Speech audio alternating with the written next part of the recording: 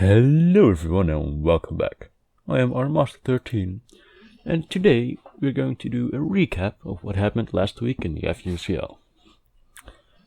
First we're going to look to what battles happened and just kind of go over what happened. Then we'll go over the standings and finally, after the standings we'll be looking at the kill leaders. And after that, we'll just look at what's up next week. And I'll just make bold predictions of who will win. Alright, so first off, we've got the battle between Victor and Pepijn, or Victordv and Pepyo. At first, not an awful lot happens, but then Jellicent faces up against Bronzong. Jellicent gets a Will-O-Wisp off on switch-in, and then hexes the Bronzong, which takes it down to, after the burn, I believe it was 13%, meaning Bronzong was severely crippled. Then Pepijn switches out his Bronzong and switch in Snorlax, which gets burned from Jellicent. Jellicent's scald. After that, a few switches, not an awful lot happens. Then Infernape is in against Fortress, and a nice prediction from Pepyo means he gets a T-Punch off on Jellicent, which gets switched in against the Infernape. Then another prediction, he, instead of going for his second Thunder Punch to finish off the Jellicent, he goes for a Will-O-Wisp, which hits the Rhyperior, which Victor switched in to take the Thunder Punch. Then again, not an awful lot happens until Pepijn's Scissor comes in against Fortress and manages to take out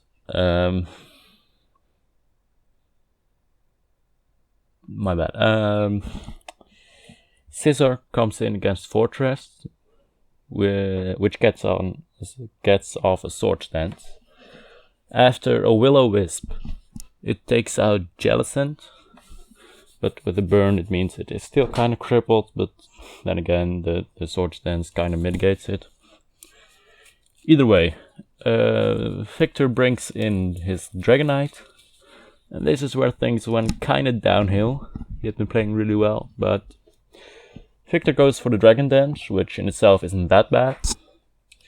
Then, while Pepijn goes for a Bullet Punch, the first Bullet Punch deals 20%.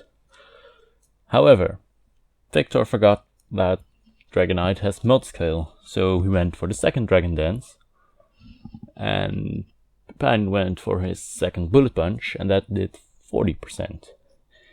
Meaning that another Bullet Punch would kill Dragonite, and the two Dragon Dances Victor got to set up were wasted, which is a shame. So Victor was forced to switch out his Dragonite. I believe he switched into Fortress, but either way, Scissor dies to the burn that Jellicent had put on him. After that, Mesprit comes in. Oh, my bad. I really hope that wasn't too annoying. Either way, Mesprit comes in and goes for a Healing Wish into Bronzong, meaning Bronzong gets rid of its burn and gets fully healed, which means it can take hits again instead of being at 13%.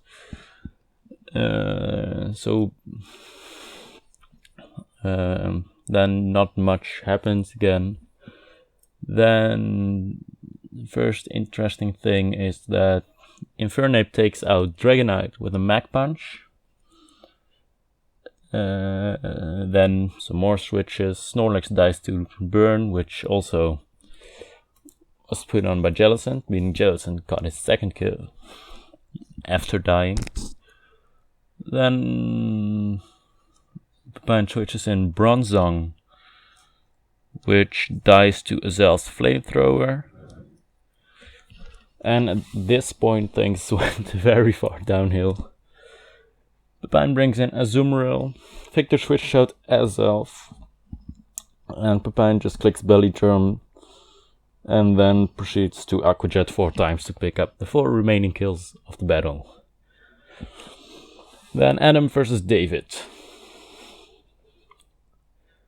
It starts off kind of interesting. Both Adam starts off with his Helioptile and David starts with Blissey. Adam full switches Helioptile and switch into Clefable. And David goes for the Focus Blast, which is kind of interesting because it really shouldn't do an awful lot. I mean, it would definitely hit Helioptile and Registeel, but that's about it. Generally speaking, you're probably better off just running Seismic Toss on Blissey, because it just deals the most damage, probably. Then, for some reason, David goes for Toxic. He most likely forgot that Clefable has Magic Guard, so it won't get hurt by the Toxic. And Clef just goes for Calm Mind. Then David switches out Blissey and in Crobat. Then Crobat gets a Cross Poison off, and Clefable Thunder Waves the Crobat, which cripples it a lot. Then a few switches later, not an awful lot happened. Claydol is in against Tyranitar, and David makes a nice prediction with Pursuit, killing Claydol on the switch out. Then again, some more switches, and Blissey is faced off against Clefable again. And Blissey is just the best target for Clefable to Calm Mind against, which is what Adam proceeds to do. And then Clefable kills Crobat with a Moonblast after it gets switched in. Then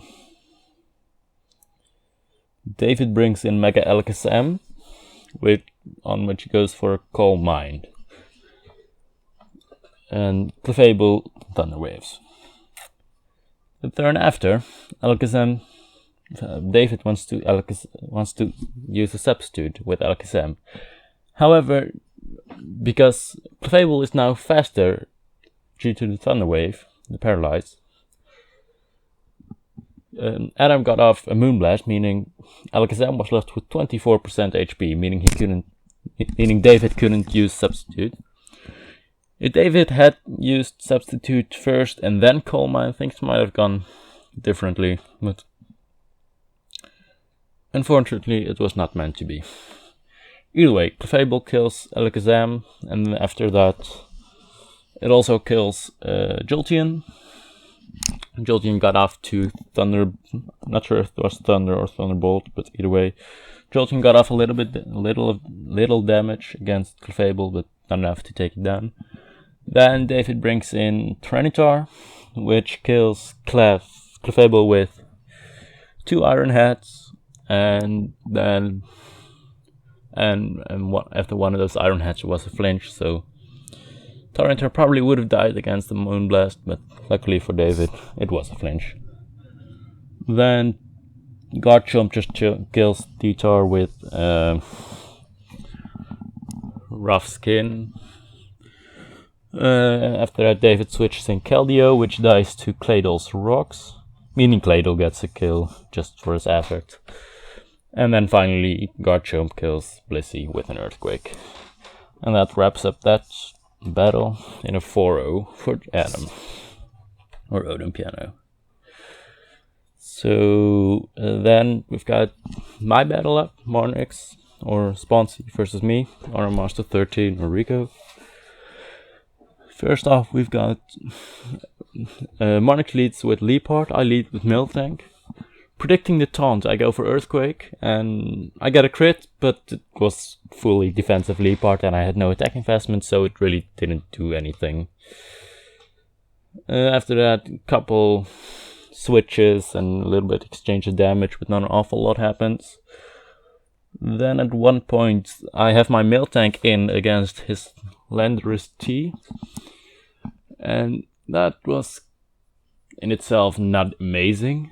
However, I had Ice Punch on mill tank, and I get to pop his Yachi Berry with the Ice Punch, meaning that if I'm for those of you who don't know, the Yachi Berry really decreases the damage an ice move does to anyone, really, to whoever is the holder of the Yachi Berry. That was really good for me, because that means later on, no, you'll see why. Either way, Lando then kills my mill tank with a U-turn. Then not much happens. Talonflame comes in. He sets up a Tailwind for when I switch in Starmie. My max defense Starmie takes a Brave Bird after that and kills the Talonflame with Scald. Then Bishop, who came in after that, kills Starmie with Knockoff. Bishop actually outsped my Starmie, and I thought it was Scarf, but I had completely forgot about the Tailwind. So that leads me to make some premature decisions. However, in the end, it turned out to be fine. I thought Bishop was Carved, but it turned out to be Banded. So basically, same effect, but it's fine. So, because I thought it was Carved, I brought in Floor Gas. Which, I mean, Bishop had gone for a knockoff, so it couldn't really touch Floor Gas at all. If it was indeed Scarfed, it turned out to be Banded, so it still couldn't, but that's fine. Either way, I get to set up a Calm Mind. Wait, no, I went for a Moonblast first. Then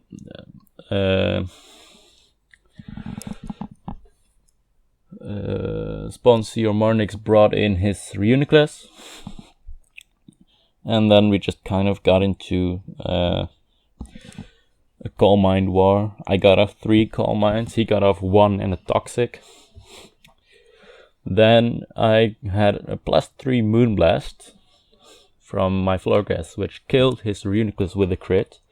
The crit did in fact matter, however, what was I gonna say again? Crit did matter, however, if Marnix hadn't gone for Recover, it would have been a 2-hit knockout anyway, so the only thing it actually did matter for was the Toxic damage.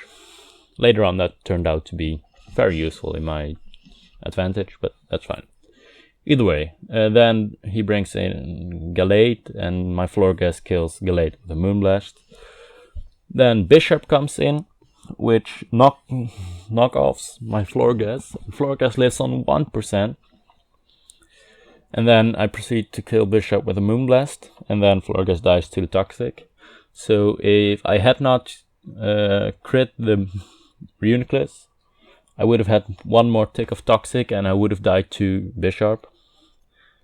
So yeah, that worked out fine for me. In the end, it probably still wouldn't really have mattered, but it's fine. Either way, Florgas died, I brought in Memo, I click Ice Cold Crash twice, and then I won in a nice 3-0 victory.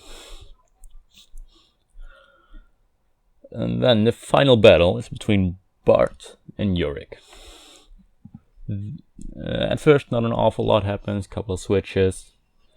Then, at one point, Heatran is in against Zapdos. Heatran gets a Power Gam crit against Zapdos, taking it down to 10%.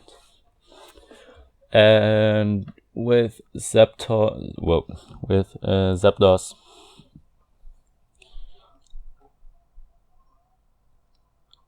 whoa, my mind kind of blanked there. Zapdos proceeds to Thunderbolt Heatran, taking it down quite low. Bart switches out his Heatran and switches in Swampert, so the Thunderbolt doesn't hit Swampert. However, Urich had prepared very well and had HP Grass on his Zapdos, which OHKO'd Swampert. Then Zapdos just died to Live Orb damage. We've decided to give the kill to Heatran because he was the last one that damaged Zapdos. Then Urich brings in Tornadus T and Bart brings in Latios. Urich first off goes for a knockoff, which hit Latios really hard when Latios defogs, so he didn't really do an awful lot in return. Then a U-turn proceeds to kill the Latios. So Urich brings in Lopunny, which kills the Roserade that Bart had brought in with Fake Out and a return follow-up. Then some more switches and damage exchange. Another awful lot again. Then after like 2 or 3 Thunderbolts, Magneton kills Urich's Credilli. And then Lopunny just comes in, kills Magneton with return, Heatran with high jump kick, and then Zard, which took 50% from the rocks with return. And that wraps up that battle and gives Urich a nice 4-0 victory. Then after the standings, we've got a shared first place for Urich and Adam. Both have one win and 0 losses and have a differential of +4. Then I'm third with one win and 0 losses and a differential of +3. Then we've got Pepine with 1 win, 0 losses and a differential of +2. And the remaining 4 are basically mirrored. We've got Victor at 0 wins and 1 loss at a differential of -2. Marnix at 6th with 0 wins, 1 loss and a differential of -3. And then a shared 7th place for Bart and David with 0 wins, 1 loss and a differential of -4. Then off to the kill leaders. We've got first off, I'd like to tell you how we work with the kill leaders. The kill leaders are based solely on kills. So say someone has 8 kills and 3 deaths, and someone has 6 kills and 0 deaths. The one with 8 kills is still first, even though the differential is worse. If someone has the same amount of kills, then the differential comes into play. So if someone is 2-0 and another man is 2-1, the 2-0 man is rated higher. Fun fact this week: every place is a shared place. So at 5th with a differential with 1 kill, 0 deaths, we've got Urich's Tornadus T and Pepine's Infernape. At 4th, with 2 kills and 1 death, we've got Victor's Jellicent, which, fun fact, got both of her kills after it had died, and David's Tyranitar. At 3rd, we've got Adam's Garchomp and my Mamoswine. At 2nd, with 3 kills and 1 death, we've got Adam's Clefable and my Florges. And on 1st place, with 4 kills and 0 deaths, we've got Urich's Lopunny and Pepine's Azumarill. So finally, what's up next week? Next week we've got me versus Victor, we've got Pepine versus Bart, we've got Marnix versus David, and we've got Urich versus Adam. As for my predictions, I really don't know how good Victor is. However, according to Pepyo, he's really good, as well as according to Marnix, because he knows Victor better than I do. So I'm going to predict Victor to beat me. I predict Pepyo will beat Bart. I predict Marnix will beat David. And Urich versus Adam is going to be really close, I feel like. I just need to check something.